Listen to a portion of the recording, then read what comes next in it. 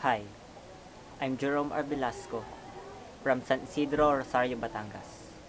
Turning 20 this coming 30th day of October.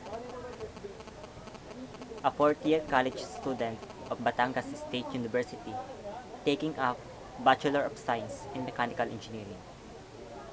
Son of Mr. Victor Velasco and Mrs. Lina Velasco. My mother is a widower. We are three in the family. I have 11-year-old younger sister and 4-year-old youngest brother named Jane Rose Velasco and Jairus James Samuel Velasco, respectively. Based on Filipino culture and tradition, since I am the eldest one, I act as the padre de familia of the family.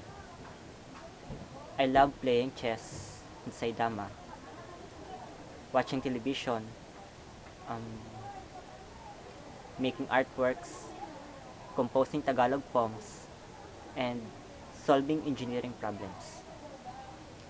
I have knowledge in Microsoft Office.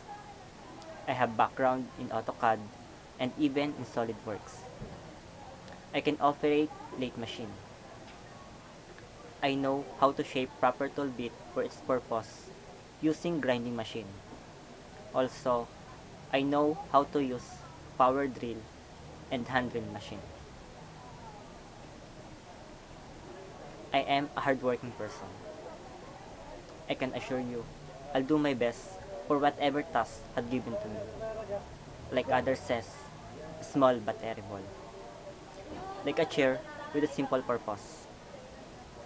I have a simple life, but I can stand on my own.